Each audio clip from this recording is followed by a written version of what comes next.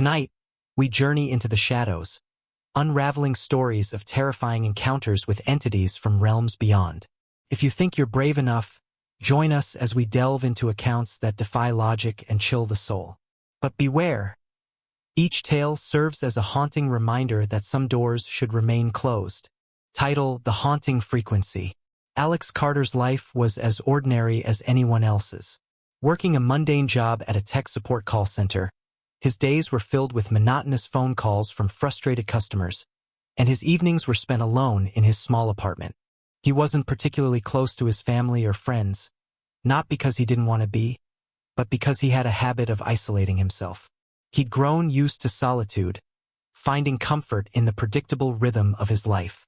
It was on one of those quiet nights that everything began to change. The digital clock on Alex's nightstand read 2:13 a.m. when his cell phone buzzed, jolting him awake. Groggy and disoriented, he fumbled for his phone, his fingers trembling slightly as he slid to answer. "Hello?" he croaked, his voice thick with sleep. At first, there was nothing but silence on the other end.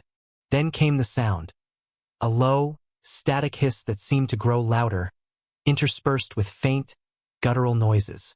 Alex held the phone away from his ear, staring at the screen in confusion. His number wasn't visible. The call was coming from an unknown ID. "Who is this?" he demanded, his pulse quickening. The static abruptly cut off and the line went dead. He lay awake for hours after that, his mind racing. Maybe it was a prank, he thought. Maybe a telemarketer with a malfunctioning line. Convincing himself it was nothing, he eventually drifted back to sleep. The following night, Alex was jolted awake again at 2:17 a.m. This time, the noise was louder, more insistent. The static now carried faint, almost human sounds, high-pitched wails and distant murmurs, like voices trapped in a faraway place. Alex hung up immediately, his heart pounding. The calls became a nightly occurrence. Always at the same time, always the same haunting noise. By the end of the week, Alex's exhaustion was palpable. His coworkers began to notice the dark circles under his eyes and the distracted look on his face. When one of them asked if he was okay, Alex brushed it off, blaming insomnia. But deep down, he knew something was wrong. Desperate for an explanation, Alex started documenting the calls. He downloaded a call recorder app on his phone and began saving every instance of the static noise. He searched online for answers, typing phrases like static noise phone calls, unknown caller at night, and weird noises in phone calls. Most of what he found was nonsense, urban legends, conspiracy theories, and technical jargon that went over his head. One forum thread caught his attention, though. A user had posted about receiving similar calls, describing the noise as a mix of static and screams. The thread had been dormant for years, and there were no clear answers, but it left Alex with a gnawing sense of unease. By the second week, Alex had reached his breaking point. He called his cell phone provider and requested a new number.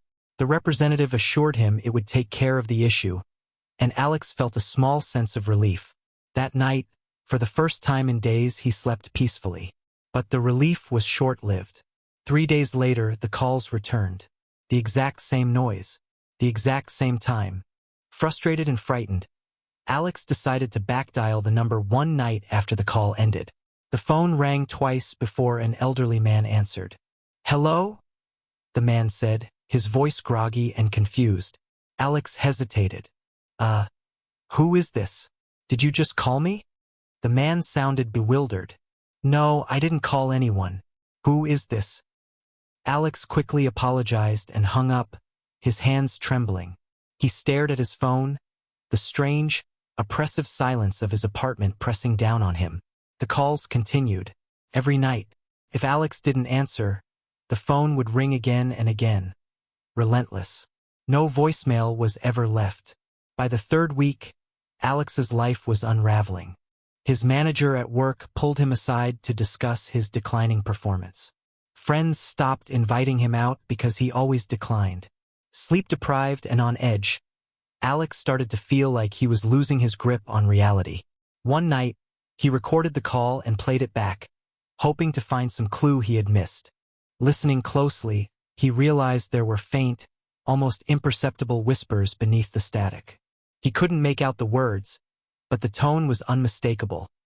Pleading, desperate. He showed the recording to his sister, Emma, during a rare family visit. She laughed nervously, brushing it off as a prank. "Someone's messing with you, Alex. You probably pissed off a telemarketer." But Alex could see the worry in her eyes.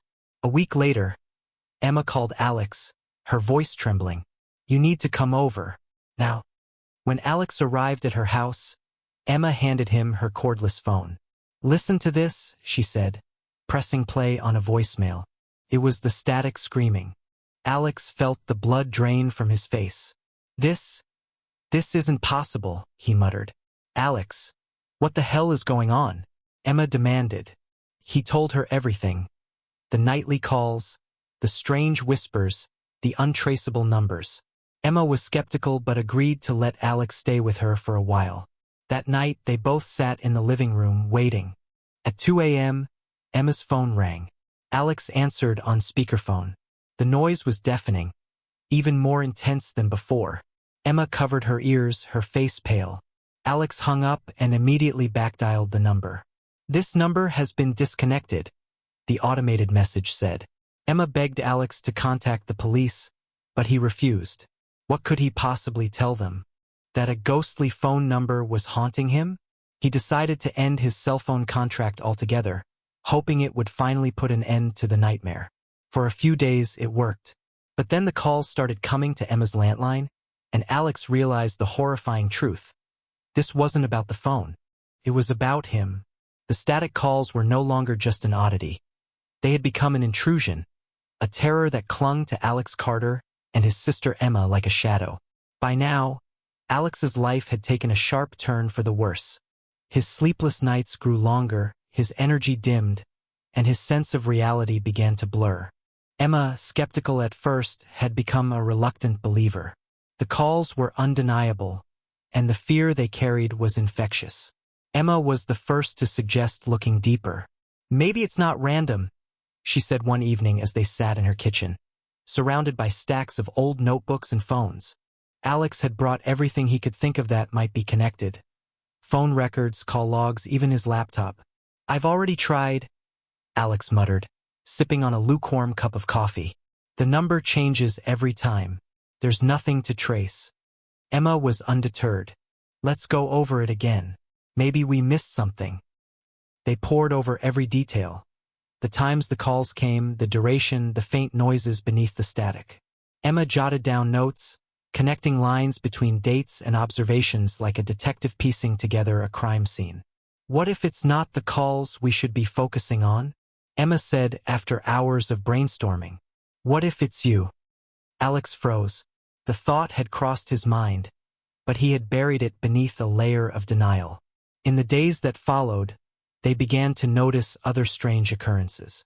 Alex, now staying at Emma's house for safety, started to feel as though he was being watched. He would catch glimpses of movement in his peripheral vision. A shadow slipping out of sight, a flicker of light where none should be. One evening, while sitting in the living room, the sound of faint tapping echoed from the front door. Emma got up to check but found nothing. "Probably the wind," she said with a nervous laugh. But Alex wasn't so sure. The sense of unease only grew when they noticed the same unfamiliar car parked near the house several nights in a row. A dark sedan with tinted windows, it always seemed to arrive just before the nightly calls. "Coincidence?" Emma asked, her voice trembling. Alex shook his head. "I don't think so." Desperation drove them to seek help. Emma reached out to an old friend, Michael, who worked in IT and had some experience with cybersecurity. "This sounds bizarre," Michael admitted when they explained the situation. "But if the calls are coming from a changing number, there's a chance it's being spoofed. Someone could be using software to make it look like it's coming from disconnected lines." "Why would anyone do that?" Alex asked, his voice edged with frustration. Michael shrugged. "Harassment? Stalking? Sometimes people do things just to mess with others. Let me see the recordings." Michael spent hours analyzing the audio files. When he finally looked up, His expression was grim. "There's something weird about this," he said. "The static, it's not random. It has a pattern. Like a distorted signal or message." Michael enhanced the audio, filtering out the static to reveal the faint murmurs beneath. The whispers became clearer, though still indecipherable. It sounded like a voice or multiple voices, overlapping and speaking in a low, hurried tone. Emma's face paled as they listened. "What are they saying?" "I don't know," Michael admitted, "but it doesn't sound normal." The revelation shook Alex to his core. The calls weren't just random harassment. Someone or something was trying to communicate. That night, the fear escalated. Emma woke to the sound of glass shattering downstairs. She grabbed a baseball bat from under her bed and crept to Alex's room, shaking him awake. "Someone's in the house," she whispered. They tiptoed down the stairs together, hearts pounding. The living room window was shattered, shards of glass glittering on the floor, but there was no sign of anyone inside. "Maybe they ran off," Emma said, though her voice betrayed her doubt. Alex's phone buzzed suddenly, startling them both. He hesitated before answering. The static was louder than ever, a cacophony of hisses and screeches. Beneath it, the whispers were no longer faint. They were clear, though still incomprehensible. Alex hung up and tossed the phone onto the couch as though it were a live grenade. "This isn't random," he said. "They're escalating." Michael called the next day with a breakthrough. "I ran the enhanced audio through some analysis software," he said. "There's a voice saying the same phrase over and over. It's distorted, but I think it's a name." "What name?" Alex asked, gripping the phone tightly. "Samuel, or maybe Samantha. It's hard to tell." Neither Alex nor Emma recognized the name, but it gave them something to work with. They started digging into their family history, wondering if the calls could be tied to someone they knew. Their search eventually led them to an old photograph album at their parents' house. In one faded photo, a man named Samuel Carter stood with Alex and Emma's grandfather. Samuel was a distant cousin who had passed away decades ago under mysterious circumstances. Could this be connected? Emma wondered aloud. "It doesn't make sense," Alex said. "Why now? Why me?" They had no answers, but the discovery left them unsettled. The next few nights were eerily quiet. No calls, no tapping, no strange cars. Alex and Emma began to think it was finally over. But on the fourth night, the silence was broken by a single call at 2 a.m. This time, there was no static, no screaming, just heavy breathing on the other end. "Who are you?" Alex demanded, his voice shaking. The breathing continued for a few seconds before the line went dead. By now, Alex and Emma were living in constant fear. They installed security cameras around the house and started carrying pepper spray wherever they went. But the calls persisted, each one more chilling than the last. One night, Alex's phone buzzed again, but this time it wasn't a call. It was a text message. "You can't run forever." The mysterious calls, shadowed by suspicion and terror, had consumed Alex and Emma's lives. Their days were now spent poring over research, consulting experts, and grappling with sleepless nights. The eerie static and whispers carried a weight of inevitability. Something was coming. This wasn't just a random string of harassment. It was deliberate, personal, and escalating. The tension in the house was palpable. Emma paced the living room while Alex stared at the wall, his eyes sunken with exhaustion. The text message they received, "You can't run forever," felt like a final warning. "We need to call the police," Emma said. "And tell them what?" Alex snapped. "That we're getting phone calls from ghosts? They'll think we're insane." Emma clenched her fists. "Then what do we do? Wait until whoever this is shows up on our doorstep?" That night, Alex finally gave in. They filed a police report, detailing the calls, the broken window, and the text message. But the officer's skepticism was clear. "There's not much we can do unless you know who's behind it," the officer said, his tone dismissive. 2 nights later, the calls resumed. This time, the static had shifted, the whispers blending into faint cries.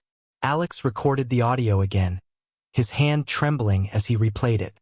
"There's something different," he said. Emma leaned in, listening closely.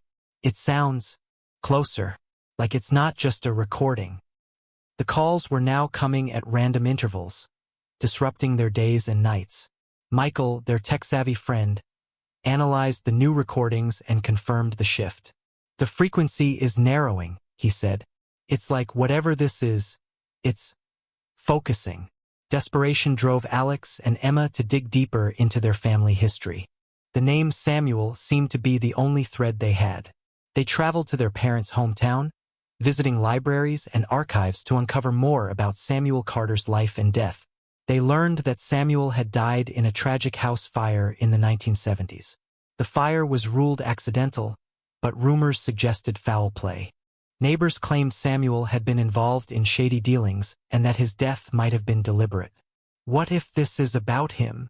Emma whispered as they sifted through old newspapers.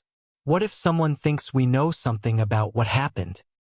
The theory gained weight when Alex returned to the house one evening to find the back door ajar. His heart raced as he stepped inside, clutching a crowbar he had found in the garage. The house was eerily silent. He moved cautiously through the rooms, checking for any sign of an intruder. In the kitchen, he found a single photograph pinned to the fridge with a knife. It was a picture of Samuel Carter, his face circled in red ink. Emma arrived moments later, gasping at the sight. "This isn't random," she said. "Someone knows we're looking into him." Michael's expertise led to a breakthrough. He traced the source of the most recent call, which, to everyone's surprise, originated from a location just a few miles away. "It's not a disconnected number," Michael said. "Whoever's doing this is nearby." Alex and Emma decided to confront the source. They followed Michael's lead to an old, decrepit warehouse on the outskirts of town. The place was abandoned, its windows boarded up and its walls covered in graffiti. As they approached, Alex's phone buzzed. He answered, his voice shaking. "You shouldn't be here," the distorted voice on the other end warned. Ignoring the warning, Alex and Emma entered the warehouse. The air was damp and filled with the scent of mildew. They moved cautiously, their flashlights cutting through the darkness. In the center of the warehouse, they found a table covered in electronic equipment, computers, radios, and recording devices. It was a makeshift operation, clearly designed to produce the eerie static and whispers. Before they could investigate further, a figure stepped out from the shadows. It was an older man, his face gaunt and lined with years of hardship. "Samuel deserved justice," he said, his voice trembling with emotion. The man, who introduced himself as Robert, claimed to have been Samuel's closest friend. He had spent decades trying to uncover the truth about Samuel's death, believing the Carter family held answers. "You think this is revenge?" Alex asked, his voice rising with anger. "We didn't even know him." Robert's face twisted with frustration. "Maybe not, but someone in your family does. They've buried the truth, and I won't stop until it's uncovered." Emma stepped forward, her voice calm but firm. "This isn't the way to find answers. Terrorizing us won't bring Samuel back or reveal the truth." For a moment, Robert hesitated. The weight of years spent in obsession seemed to bear down on him. "This has to end," Alex said. "We'll help you find the truth, but not like this." In the weeks that followed, Alex and Emma worked with Robert to uncover more about Samuel's death. They discovered evidence suggesting that Samuel had been targeted by local criminals, and his death was indeed no accident. The calls stopped after that. Alex and Emma finally felt a sense of closure, though the fear lingered like a faint echo. One night, as Alex lay in bed, his phone buzzed one last time. Hesitating, he answered. The line was silent for a moment before a voice whispered, "Thank you." The call ended, leaving Alex in stunned silence. Life slowly returned to normal. Alex and Emma moved on, though the experience left them changed. The warehouse was abandoned once more, and the equipment dismantled. But every now and then, late at night, Alex would glance at his phone, half expecting it to buzz. The memory of the haunting frequency remained, a reminder of the fragility of peace and the echoes of unresolved pasts.